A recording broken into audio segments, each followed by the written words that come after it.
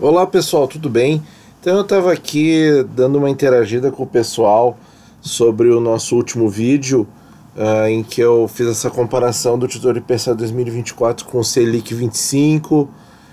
Fiz as continhas ali, tem algumas imprecisões, daí eu coloquei uma correção tanto aqui na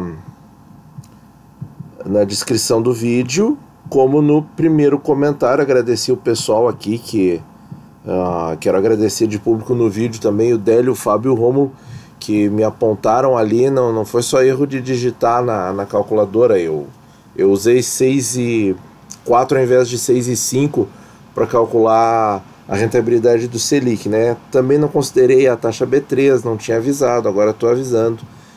E tem uma pergunta aqui, então muito legal, viu? Muito positiva as interações, o pessoal sabe fazer uma crítica muito construtiva. Aqui, ó.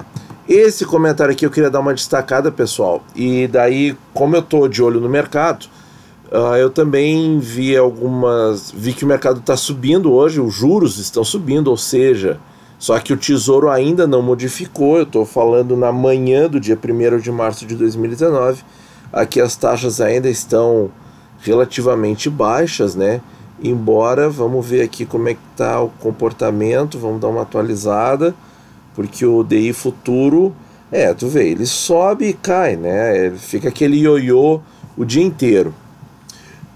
Mas é que tem alguns fatores, eu separei várias notícias aqui para a gente fazer uma conversa boa aí antes do carnaval, né? Porque no carnaval a gente vai dar uma pausinha no canal. Então aqui, ó, o Leonardo botou aqui, ó: quais eventos ocorreram ou podem ocorrer para fazer as taxas oscilarem pelo menos uma porcentagem significativa, e qual seria uma oscilação considerável para alterar a carteira ou comprar barato para vender caro depois, para cima no Tesouro para comprar e esperar o evento passar para vender mais barato e fazer a marcação a mercado? Bom, a frase parece que está um pouquinho confusa, mas o que ele quer dizer é o seguinte, por exemplo, agora, né, talvez tu espere um pouco, porque as taxas vão subir, né?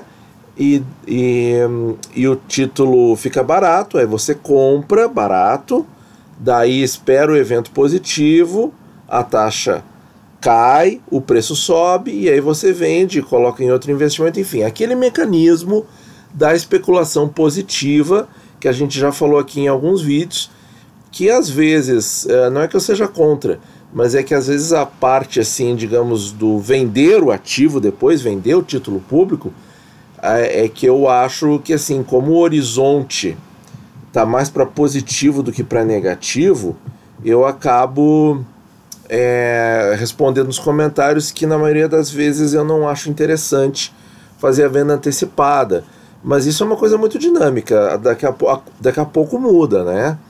Então, veio uma matéria aqui no nosso glorioso Infomoney,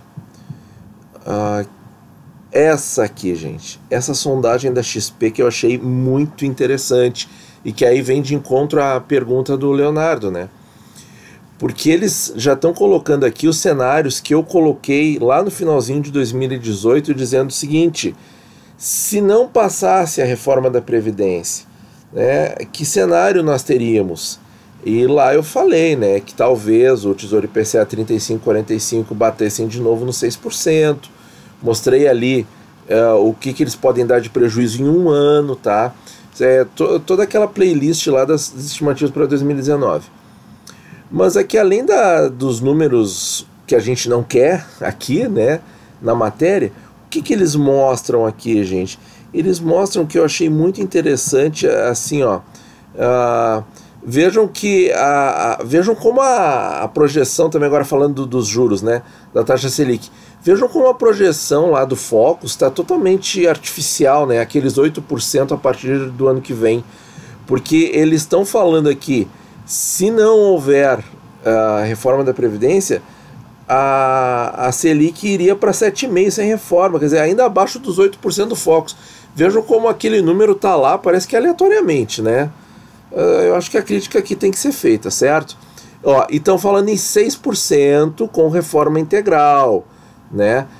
Eu já trouxe aqui para o canal a informação de 5,5%, né? Eu mesmo estava estimando em 6,25 para o fim do ano. Enfim, né, deixa guardadinho lá, vamos ver o que vai acontecer. Mas o que eu queria ajudar aqui o nosso amigo ali, o Leonardo, com umas datas que tem aqui no final da matéria. Achei muito interessante aqui, ó, porque essa pesquisa, ela foi feita com gestores e tal, eles citam aqui, depois vocês deem uma olhada, tá? Eu vou deixar todos os links, porque tem várias notícias que eu quero comentar. Aqui, ó, câmbio, juros, bolsa, tá, beleza? Que do final do ano passado para cá, o pessoal está julgando que a probabilidade de aprovação da reforma está aumentando, né? Isso é muito positivo.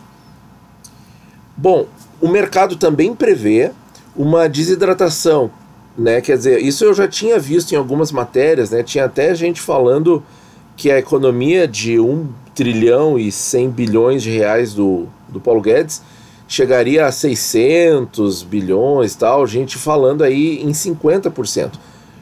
Mas a estimativa está aumentando um pouquinho, eu achei isso bem bacana também.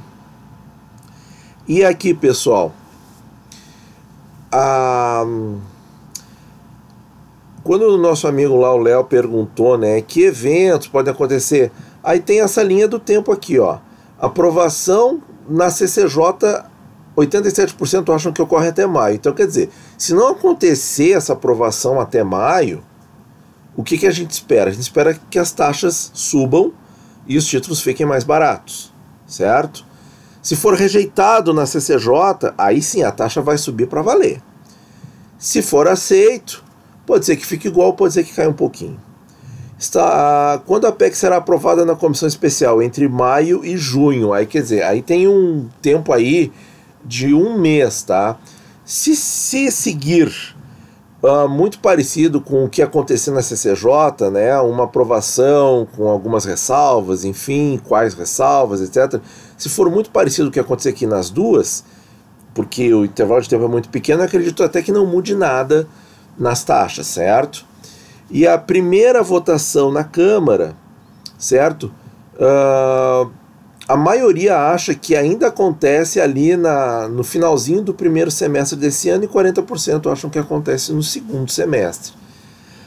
Então aqui é outra data, né? Ó, por exemplo, se frustrar essa expectativa aqui em junho, julho, não acontece a votação na Câmara. Vai frustrar bastante os gestores, né, os analistas e tal, e eles vão transmitir essa tensão para os seus clientes, que vão estar tensos também, que vão comentar, enfim, que vão colocar ordens no mercado, e aí pode haver um estresse nas taxas aqui nessa época.